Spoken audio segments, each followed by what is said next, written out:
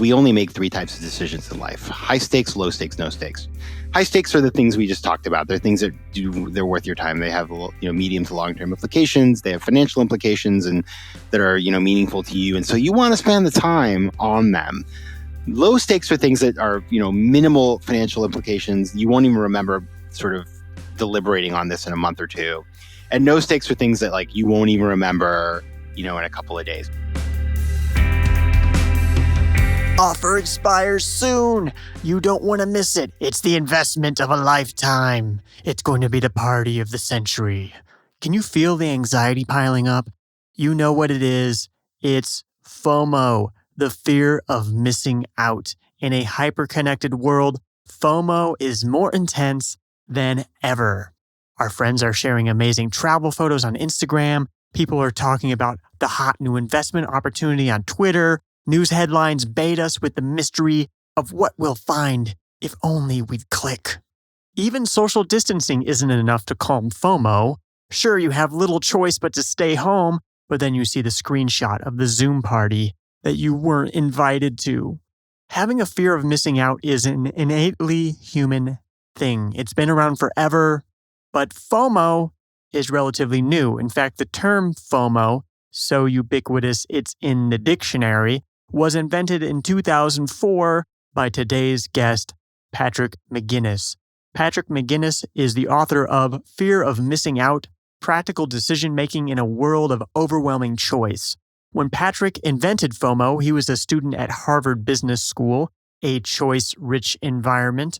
More than 15 years later, Patrick still thinks about the dark side and the bright side of FOMO as a venture capitalist.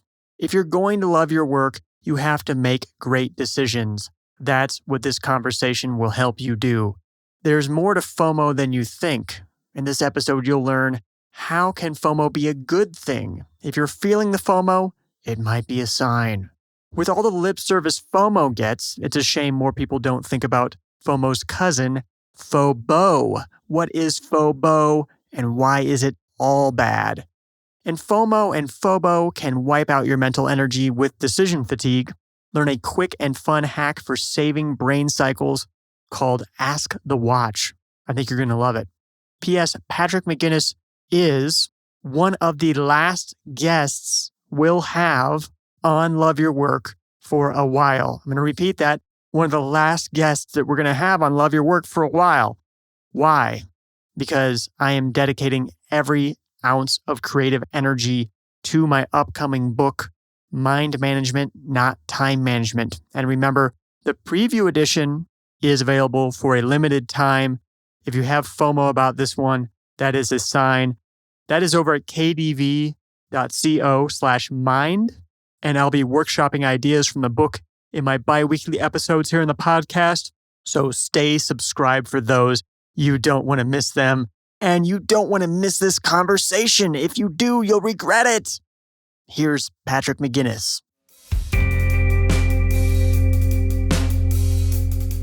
I'm here with Patrick McGinnis, who is the inventor of FOMO. So he's the guy that you can blame for all of this. How do you become the guy who invented FOMO? How do you even find out that you invented FOMO? Well, it's a story that's epic in its scale. It goes over 15 years, but basically it starts back in 2004. I was a student at Harvard Business School, and I basically the year before, back in 2003, I had with my friends realized that our life there was really strange. I mean, we lived in an environment where, unlike what my life was like before, when I was living in New York City after college, I was back on a campus surrounded by 1,800 other people who were my age, who were overachievers, trying to do it all in this very choice-rich environment where we could interview for tons of different jobs and go to tons of different events and vacations. And, we had disposable income because we had worked before. And so we basically could do anything we wanted. And we all tried to do everything. And so we spent our time running around. And I noticed that I would commit to 3, 4, 5 events a night on the weekends. And I was going from 7 a.m. in the morning till midnight every day. And I was constantly sick and stressed out, but I didn't want to miss out on a thing. And so I started referring to this fact that all of us were running around with our heads cut off as a fear of missing out. And I shortened that to FOMO. And I started using that with my friends, and it became sort of a typical word that we would use in emails and in conversations if somebody was behaving like that. And then I wrote an article about FOMO in the school newspaper in 2004, May 10th, 2004. The piece ran.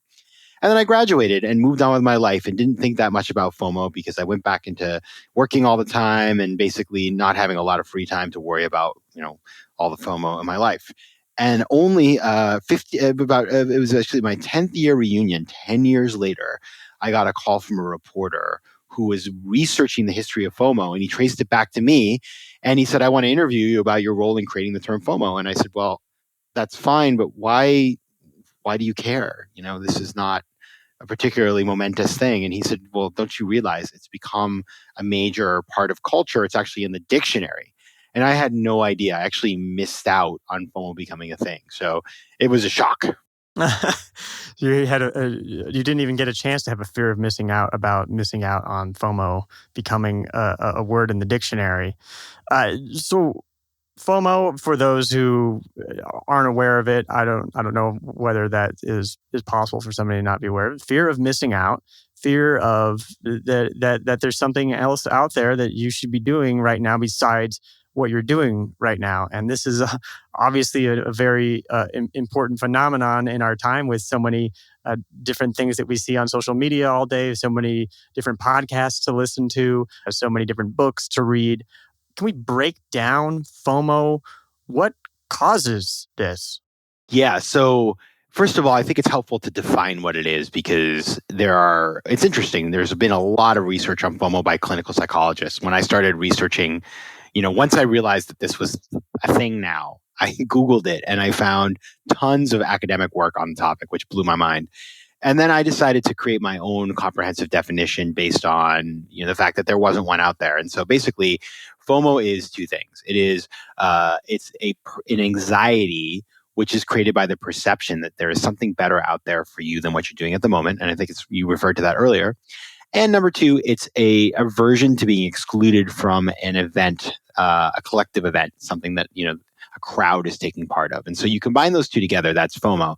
What causes FOMO? Well, first of all, there's a biological element. FOMO is part of the human experience. And if you go back to the original sort of people who wandered the earth, the Homo habilis and Homo erectus, our ancestors, they were very aware of what they had and did not have, but needed in order to survive in the sort of Darwinian struggle. No, and so if you were a caveman or lady and you saw your neighbors had a better fishing spot or the better cave or whatever to live in, or if you were afraid of getting kicked out of the group where you'd be sort of easy prey for predators, you had a biological response that you need to be part of the crowd to survive. And so that's just part of who we are. Obviously those things have changed, but it's still in our DNA. The second thing is it's been part of our culture for a long time. And so if you think about the term keeping up with the Joneses, that comes from a comic strip about a family that was trying to keep up with their neighbors, the Joneses. And that was from 100 years ago. And so, FOMO was sort of like a modern version of that. And funny enough, keeping up with the Joneses, the family that's trying so hard to keep up is actually called the McGinnis family. So they're my long lost fiction. Wow. They're my long lost fictional relatives. When I read that, I almost fell off my chair. But the thing that has really made FOMO, like, why did we need a word, right? Like, why do we need a word for this thing? A new word. And the reason we need it is because of technology. And that is the fact that we are more connected and more interconnected than we've ever been in history. We live on our devices. We are constantly seeing what other people are doing thanks to Instagram and Facebook and Twitter. And all of these images are sort of airbrushed and filtered. And so therefore, we have this reference anxiety where we compare ourselves to other people. And so as a result, it's really easy to interact with the kinds of information that cause us to feel FOMO. Yeah, and so there's this evolutionary psychology element to it, I guess, which is that if you were missing out, you might not survive. If you were missing out, you might get cast out of the tribe, which would result in you not surviving.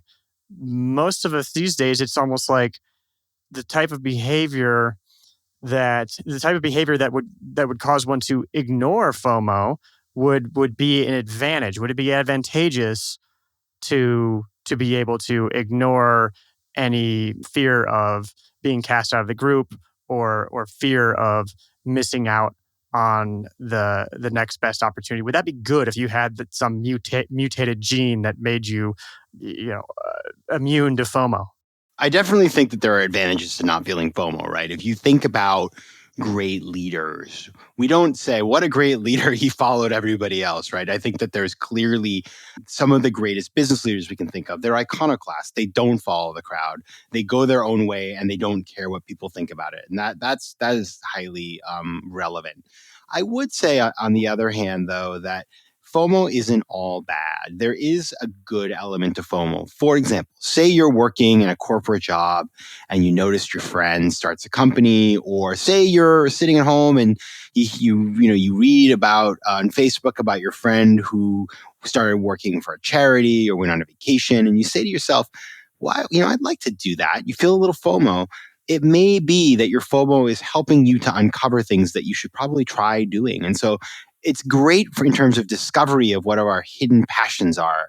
But again, if that infects every aspect of your life, from what you're going to do on Friday night to what you're going to do with your life, you're going to spend a lot of time being stressed out and feeling anxiety. Mm-hmm. And so it seems like at the base of FOMO, I believe you say, is asymmetry of information. So what does that mean? Exactly. So it's funny. This came out of a conversation I had with a good friend of mine. This is a couple of years back, and he was a couple of years after me in business school. So we didn't overlap, but we are friends from the school. And we were talking about FOMO, and he said, this is really an economic problem. It's asymmetry of information, and asymmetry of information happens when you have two people on either side of a transaction, and one person knows exactly what's going on. They have perfect information, and the other person doesn't. So, say you're selling a car, and you know that your car is, on its last leg, even though it looks just fine, and you're trying to sell it to some buyer. You can get them to pay way more than they should because there's an asymmetry of information. And the same thing applies with FOMO. Say, for example, you see your friend who is an entrepreneur and they've got that startup and they've got the Kickstarter campaign and they raise money. And, from the outside, it looks amazing. And you're sitting there at home thinking like, I'm not doing nothing with my life. And my friend here is out there living their dream and so successful. And oh my goodness, I'm depressed now and all that sort of stuff. What you don't see behind that is maybe the fact that the business isn't doing well, that the person isn't happy, that it's not enjoyable, that you wouldn't even like it if you were in the person's shoes. And so there's all these aspects of like the difference between the perception. Perception is deception many times. What you see is not what you get. And so that's why, and when I think about FOMO, so much of the work that we have to do to overcome FOMO is to reduce and, if possible, eliminate as much as possible that information asymmetry, because the minute you bring things back to reality, FOMO loses much of its power.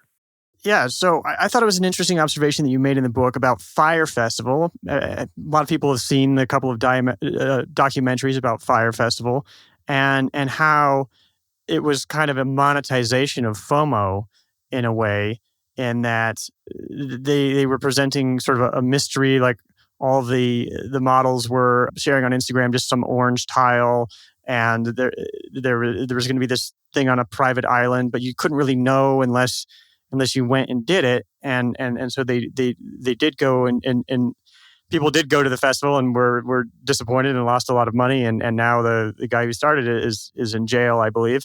So, what are some ways that we can eliminate this information asymmetry in various aspects where we encounter FOMO? So first of all, I just want to say that the Fire Festival example, when that happened, I actually had a friend who was there. And so it was really interesting because I saw this and it was like, and I immediately thought this is a complete FOMO situation. And in fact, that it was mentioned a lot of times in the documentary, the role of FOMO in getting people to spend all this money and time going to this festival. And my friend who was there, funny enough, he was trying to convince me because I was messaging him and saying like, oh my goodness, what a disaster. And he was like, no, it's actually really fun. It's not as bad as it looks. And I was just like, man, somebody really drank the Kool-Aid here. And that's the thing, is that when people are inside and are, I'm willing to kind of sort of admit that their decision was a bad one, they will do that. When it comes to sort of unmasking this information asymmetry, I like to think, and I'm an investor, I do venture capital, and you can be a VC investor or you can be any kind of investor really, but you really need to think of how investors think. And when investors are looking at an opportunity, it's very easy to feel the FOMO. You're like, oh my goodness, I'm looking at investing in this company and I could become really rich if it's successful. And so it's easy to start dreaming. But the job of an investor, a sensible investor, is to not dream, but to be very, very sort of tied to reality, to test each assumption and say, is this for real or not? And so that's what you should do when you're looking at something that gives you FOMO, whether it's, again, something sort of not that important, that's just sort of in your life, an opportunity to travel or something, or whether it's something really big like, should I change jobs? You want to dig deep into the bottom to figure out, okay, is what I think I'm going to get, is what I'm dreaming about, does that correspond to reality? And so that'll be basic things like actually just trying to find out as much as possible, whether doing your own research or talking to people, so having a process of due diligence. And it's also about figuring it out. I mean, I think a lot of times we dream about things and they're not even available to us. So it's sort of like, can I afford this? Can I actually do this? Do I have the time and energy? Is this even available to me? Those kinds of basic block and tackle things. Like, you can feel a lot of FOMO about becoming a basketball player, but like, I'm 5'7", it's not going to happen unless they lower the hoop. So like, if it's not possible for me, and that's okay. But that's really the process of a big part of the process of overcoming FOMO is to strip away the mythology. That's an interesting observation about how FOMO can be a sort of form of daydreaming in a way. And I feel like it happens a lot with creative pursuits. There's so many people who they dream about starting a business, they dream about writing a book, they dream about starting a podcast, and they procrastinate on it. They never do it, and part of it maybe is that they're imagining what it would be like if they did it, and it's almost like there's some FOMO there, and the FOMO is pleasurable. Like, the FOMO is more pleasurable than actually going and finding out what it's like if they would just write the darn book and ship it. Is that going on? I definitely think so, because listen, humans, we need to dream. We need to think big. All of us need something to look forward to in our lives. If we simply, lived in our sort of dreary day-to-day existence and didn't have bigger ideas or dreams for ourselves, it would be kind of depressing. So that's a healthy thing to do. But let's take the example of the podcast. I love you brought that up. We both have podcasts, right? So like, we did this. We have gone through the process of starting them.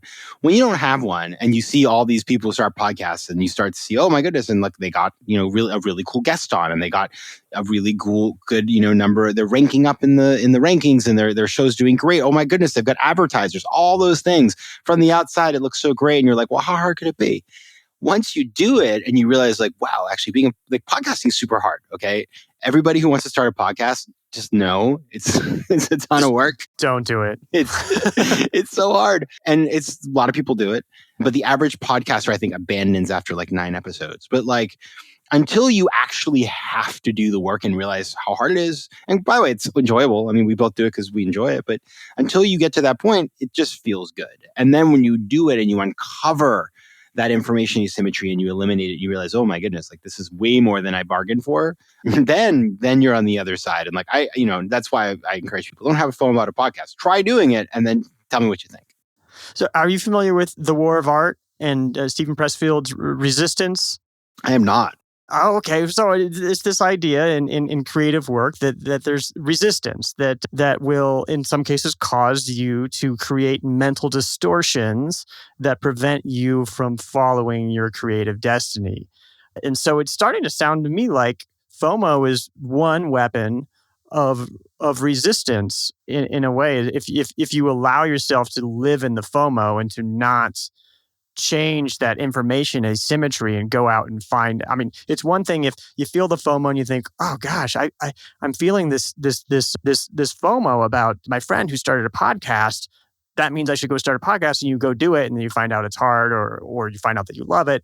That's one thing. But then if you just let the FOMO stew, then that seems to be a form of resistance or creative procrastination, which I would posit that, interestingly, I think it's a little bit of a product of ego, in that our ego protects us, and our ego is telling us this other thing would be great if we would just do it, if it wasn't for these other things that are in the way of us. So I don't know. There's a lot of different things going on there that cause that. But it made me think about the resistance war of art as something that you might want to check out. Anyway, let's talk a little bit more about the harm that there is in experiencing FOMO. What is so bad about, I don't know, say scrolling through Instagram and seeing that your friend is in Thailand right now, and you're sitting in a gray cubicle in Iowa right now, and you don't want to be?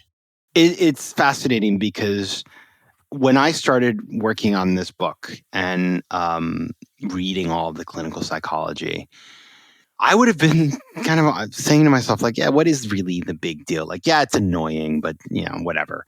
I was wrong. And what's interesting is that I've read a ton of really well-researched clinical psychology pieces that have been published in major academic journals. And so, like, people take this really seriously. I had no idea. Because when I think, FOMO, we think of as a meme, right? It's like, oh, Game of Thrones meme on your, on a GIF or something, or some silly commercial or something that's everywhere, right? FOMO's in so many ad campaigns. And so it's very lighthearted.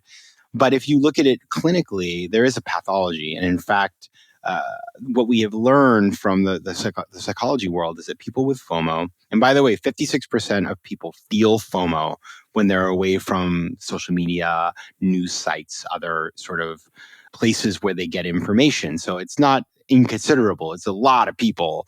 Think about 2 billion people have social media accounts in the world. That means that there's over 1 billion people who suffer from FOMO. And so what is going on is, number one, it leads to depression because you're comparing yourselves with other people, things that are not, even likely real, right? It's like, oh, I'm comparing myself to my friend, but they've used 1 million filters on that picture. They don't really look like that. Number two, we end up sort of seeing our peers and we sort of feel inferior to them. Number three, those sorts of things and the reference anxiety, they trigger depression, and they can actually trigger physical manifestations of the anxiety. So it really is quite shocking how this phenomenon can affect all aspects of our lives. And then, of course, another thing that people don't think about, is the productivity element of this. It helps to feed the addiction to our devices, excuse me. So we spend a lot more time connected than we should. And finally, there's a financial implication. So there was a study done by Charles Schwab that showed that the average American spends hundreds of dollars a year on items they don't need because of FOMO. And also, if we invest because of FOMO, and I'll tell you, if you Google Bitcoin and FOMO together, you get nearly 1 million hits, because people will invest in things they don't understand because they think they're going to make money, and because everybody else is investing in them, and they get burned. And so there's a real financial implication as well. Mm-hmm. This really taps into something that I'm experiencing right now. I, for the last 4 years, have lived in a furnished apartment down in Colombia, and I finally got my first unfurnished apartment, which means that I'm collecting stuff again. I'm getting furniture. So now it's like everywhere I go, I'm like, well, is this the right rug to get? Is this the right couch to get? Can I get a better deal somewhere else? And there's parts of me who, I found it so good for my productivity to not have things, to be quote unquote minimalist, to rent a furnished apartment. It just became something that I couldn't keep doing. But now I'm very hyper aware of, oh my gosh, I'm thinking about my stuff instead of thinking about the things that I want to be doing, which is writing, making this podcast, stuff like that, which I think brings us to the, I guess, cousin or sibling of FOMO, which is Fobo, fear of better offer, something that a lot of us experience perhaps while we're shopping for furniture. Mm-hmm. Yes, Fobo. Okay, so FOMO, you think to yourself, well, everything is terrible with FOMO, but it can't get any worse. And unfortunately, I think that FOBO is way worse than FOMO. And I'll tell you why. But FOBO stands for fear of a better option. And it's the idea that when we're trying to make a choice, that we think that there is something better out there for us. So whether that is, searching on Netflix, or whether we think it's searching for a job, it's like there's something better out there. I just have to keep looking. And as a result, you never want to actually make a decision because you're kind of holding out for something better. And so then as a result, you end up in kind of a decision paralysis and you're not willing to do anything. And so that's the FOBO. And the reason why it's so much worse than FOMO is, first of all, as I mentioned, FOMO can have a positive aspect. It may waken you up to something that you want to try. And in fact, I think of FOMO a little bit like drinking wine. Like, have a glass or two of wine, like, maybe you'll dance on a table, but if you stop there, you'll be fine. You wake up in the morning, you're able to do whatever you need to do without a big hangover. Now, if you have too much FOMO, it's drink too much wine, that's not good. FOBO is a lot like smoking in the fact that it hurts you. There's nothing positive that comes out of it. And it hurts everybody around you because people are waiting for you to make a decision and they're stuck until you do. And so while like a cigarette, FOBO may feel good at the moment, the long-term implications are bad for you and the people around you. And so that's why I think it's way more problematic. And what's funny is I invented both of them on the same day. They're both in that original article back in 2004, but FOMO got all famous and FOBO did not. And so now I'm really trying to make sure that people understand FOBO, and it's been getting a little more traction out there, but still trying to spread the word. I think this illustrates it really well. This quote from the book: if you were to treat the people with whom you work, whether they are colleagues, suppliers, or clients, like the people in your Tinder feed, you would most certainly cause lasting damage to your career. So, of course, on Tinder, you're sitting there swiping left, right. You're constantly looking for the better option, but that is something that will obviously can backfire in dating, but it can backfire and have grave consequences in your professional life as well.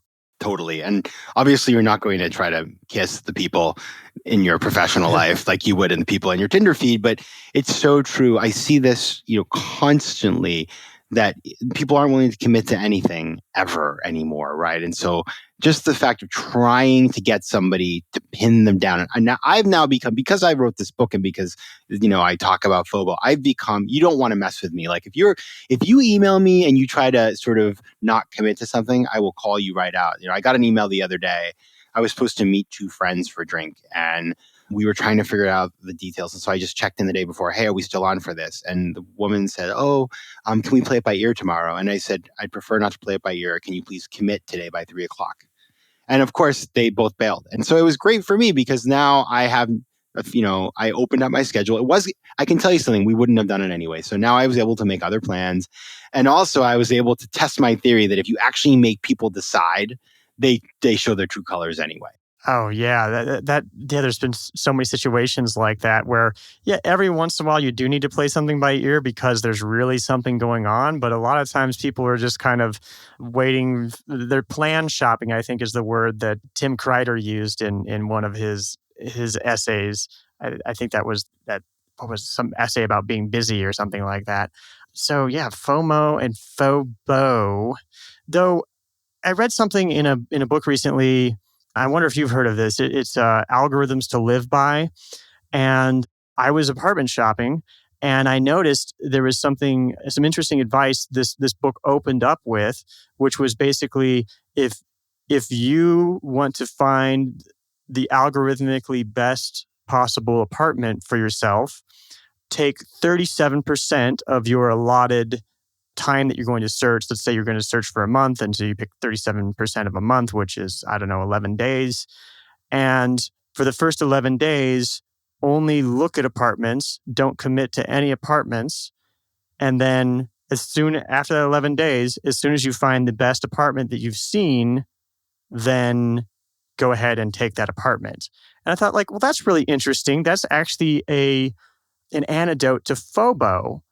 Are there any techniques that you are aware of that can help us get the benefits of, well, I don't know if it's a benefit of fear of better option, but you want to see all the options before you decide. But you don't want to feel Fobo, you don't want to feel FOMO, and you don't want to destroy the relationships with everybody in your life. How can you manage this? Yeah, it's really interesting. I actually just met with a company last week that reached out to me called Zuvu. And what they do is they actually try to help you to overcome your FOBO. Like they work with major retailers like Amazon and they ask you questions and then you answer them. And based on that, they limit your. So, for example, say you want to buy a TV on Amazon, there's like thousands of choices. You answer a series of questions and then they present you your best option and then like four other potential options so that they limit the field down for you, which I thought was really cool. I love that. So that is kind of what my strategy does. So I have developed a strategy based on research and based on some other sort of interesting cultural influences, which you'll see in a second, that I believe overcomes FOBO when it comes to big decisions. And when it comes to small decisions, we can talk about this more, but I don't think you spend any time on them at all. But for the big things in life, first of all, you still have this issue of information asymmetry. So say you are looking for an apartment and you're looking and you spend some time, a week or two, and you've seen a bunch of stuff, but you keep thinking, my goodness, if I keep looking and looking and looking, I'm going to find something better. Well, that is information asymmetry. The reality is you have no idea, and frankly, there's no way to know. But what you can do is try to have a thoughtful approach to your search that allows you to uncover, okay, is there something better out there for me? And frankly, just talking to people who are knowledgeable about the industry and saying, listen, I've looked at 30 apartments and they are like this. Do you think that there's some hidden gem out there I'm missing? You can get smart and make a smarter decision. Now, I would assume, listen, there's always the chance that you could find that hidden gem, but like you have no way of knowing. And frankly, if you don't find it, you'll never know you did anyway. So, move on with your life. And FOBO happens when you have plenty of acceptable options and you just struggle to pick one of them. And so what I tell people to do when they get into this position is say you got it down to 5. Yeah, you found 5 apartments. All of them are perfectly fine, but you just can't decide. You're stuck. Well, your real problem here isn't the fact that you don't have any good options. It's quite the opposite, right? All of them are perfectly fine. Your problem is that you just can't choose one of them. And so what you have to do there is recognize that the problem isn't a problem of maximization because frankly, they're all kind of the same. The problem is the process and how you're actually making the decision. And what you're not willing to do at that point is to let go of things. And that's what happens when people have FOBO is that they spend so much time going back to the same set of options without discarding anything permanently that they get kind of stuck in a loop. And so the strategy that I adhere to here, and I actually made a TED talk about this that you can watch called How to Make Faster Decisions, is basically you get it down to a group, say we say 5. You choose a front runner based on, it can be your intuition or just you randomly choose a front runner. And then that is sort of the leading contender for the moment. And then you compare all of the other options directly with a leading contender one by one. Each time you do that, you pick the one you like better, okay? You force yourself to pick one over the other. And the one you do not choose is permanently eliminated.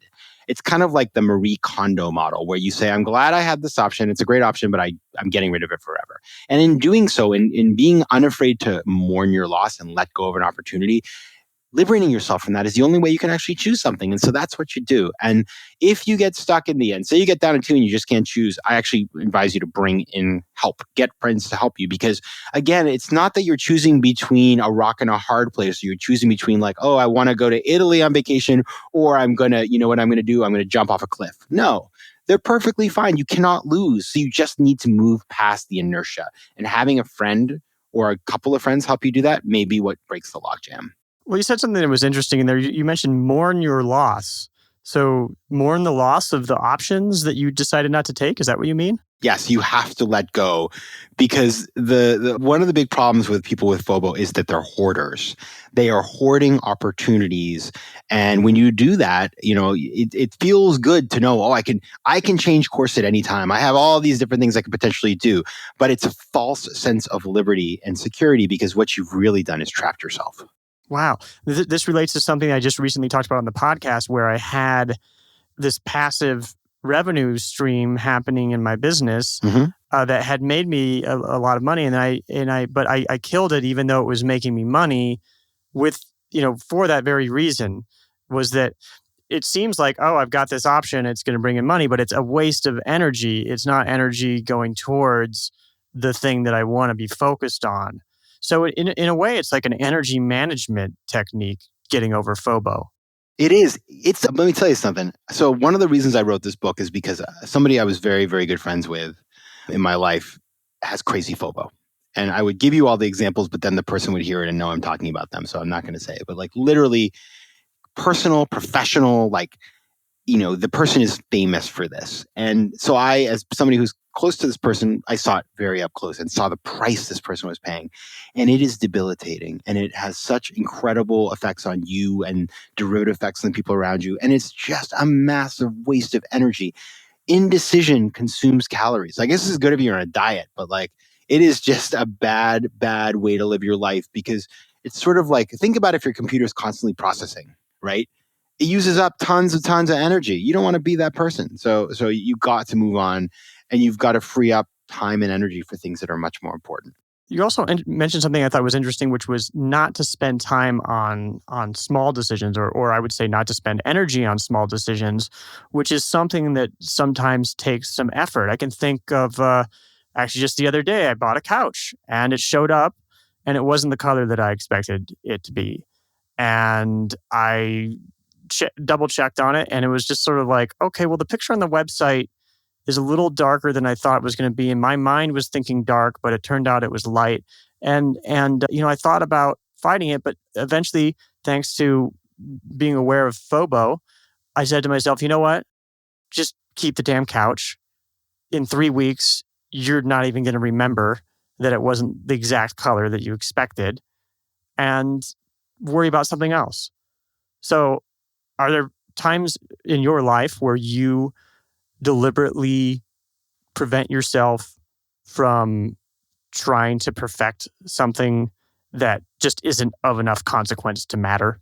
Yes. In fact, it's a major part of my thinking these days. And it comes to FOMO and FOBO. So basically, the way I think about it is we only make three types of decisions in life: high stakes, low stakes, no stakes. High stakes are the things we just talked about. They're things that they're worth your time. They have medium to long term implications. They have financial implications and that are meaningful to you. And so you want to spend the time on them. Low stakes are things that are minimal financial implications. You won't even remember sort of deliberating on this in a month or two. And no stakes are things that like you won't even remember in a couple of days. So it's like if you ask me on a Friday what I ate for lunch, in the moment, they all seem really important, though. totally. Right? Yeah, like if you asked me on a Friday what I had for lunch on Wednesday, I mean, I would have to really think about it, right? And that's just reality. And so what I do is, and let's take the no stakes decisions as a great example. So I do what I call ask the watch. And I've been doing this for over 20 years since I was in college. Because again, guy, I mean, if I invented the word Fobo, you know why? Because I struggle with indecision. But it's sort of like my mom was in town this weekend, and she actually it's funny. She reminded me to do this. We were trying to decide between a couple restaurants for lunch, and we narrowed it down to two. And I was just like, I don't know, what should we do? Blah blah blah. And my mom's like, ask the watch. That's your thing, right? And I was like, Mom, you're a great mom. You read my material. And so what do? I look at my watch and I look at the second hand, and everything to the left, on the left half of the watch, is option one. Say it's going to the diner, and everything on the other side is option two, and that's going to Japanese. And then I look down and see where the second hand is, and whatever side it's on, that's what we did. And so I do that. I probably do that 3 times a day. So it's like flipping a coin, but you don't have to have any change in your pocket. Exactly. And it's like, I always started with the watch, and I was one of these people, whenever I flip a coin, I drop it on the floor, and like, who carries coins anymore? So you can do it with your cell phone. You can do it. There's lots of different ways to do it. I like the watch because the watch can be broken up into quadrants as well. And so it works for that. And it's also just kind of fun. And so I've been doing this since college. I've never gone against the advice of the watch in more than 20 years. So I love it. And it's been very liberating because, again, it's not like I do this 53 times a day. I make most decisions quite successfully, but I just don't want to spend 7 minutes deciding whether I'm going to have, one salad versus the other at the Sweetgreen. It's just not a good use of my time. They're all perfectly fine. This is a decision fatigue mitigator, right? This is I'm going to eat the same thing every day, just as an example, or I'm going to wear the same suit every day like Obama did, or like Steve Jobs wore the same thing every day. In a way, it's kind of taking these things that you end up wasting decision-making power on, but they don't actually really matter in the grand scheme of things. So let's just simplify it. Totally. And that's another thing you can do. Like, I didn't recommend that specifically because I don't enjoy that. I'm not somebody who wants to wear the same thing every day. And I think those are very personal decisions, but it's the same concept. It's like, listen, just get it off your plate and move on to things that are important. Because what happens is we spend time on these silly things because we're procrastinating and avoiding making the tough calls and the big decisions in life. Yeah, and I'm totally with a person who eats the same thing every day, wears the same thing every day. I've got my creative schedule set. How many podcast episodes am I going to be doing, and when are they going to come out? And that helps me concentrate on actually producing the stuff. So I can see how thinking about FOMO and Fobo and trying to overcome those can really help manage creative energy and get more out of what you've got. So, Patrick McGinnis, this has been great chatting with you about this. The book is Fear of Missing Out, Practical Decision Making in a World of Overwhelming Choice. I highly recommend everybody go out and check it out. It is available now as this conversation comes out. Where else would you like for people to get more of you, Patrick McGinnis? Yeah, so you can go to my website, patrickmcginnis.com, and my last name is McGinnis. Check me out. I have a podcast that's distributed by Harvard Business Review. It's called FOMO Sapiens, and I have really cool guests on there. Everybody from Andrew Yang to Jay Shetty to CEOs of companies that you've heard of like Chobani or Zola or Luke's Lobster, talking about how they make decisions. And then if you're into Instagram, I like to provoke FOMO with my Instagram. So Patrick J. McGinnis, and I'm on Twitter at PJ McGinnis, and I'm all the other places too. They're all linked from my site. So go check those out, but definitely check out the book. I promise it was a labor of love and it's a fun read. I promise, so you'll really enjoy it. Patrick McGinnis, thank you so much. Thanks, David.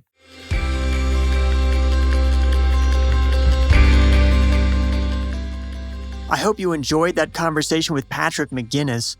I have Charlie Gilkey coming up in a couple weeks, and Charlie will be the last guest for a while. Again, Charlie's going to be the last guest for a while. That's because for the next several months, Love Your Work will be essay episodes only every 2 weeks. Now, why would I stop doing interviews for the first time in 4 years of Love Your Work? Because I'm dedicating all of my energy to my upcoming book. This is a big one. It is highly relevant to these work from home times. I want you to have the first chance to read it. My new book is called Mind Management, Not Time Management. If you feel like you have the time, but you struggle to find the energy, this is the book for you.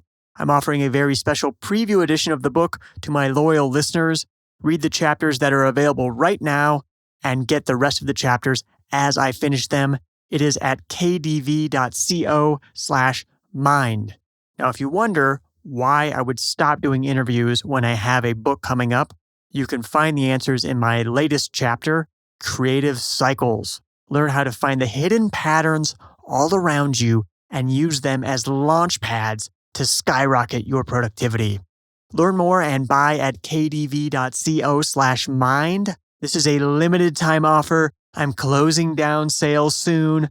No FOMO. It's so I can take feedback and make revisions. Once I close sales, you will have to wait until fall to grab the first edition. So do buy now. The book is Mind Management, Not Time Management. It is at kdv.co/mind. Love Your Work is brought to you in part by our top Patreon supporters, such as Jeffrey Mason. The theme music for Love Your Work is At Sea by Dorena from the album About Everything and More, by arrangement with Deep Elm Records at deepelm.com. Love Your Work is a production of Catavi, Inc.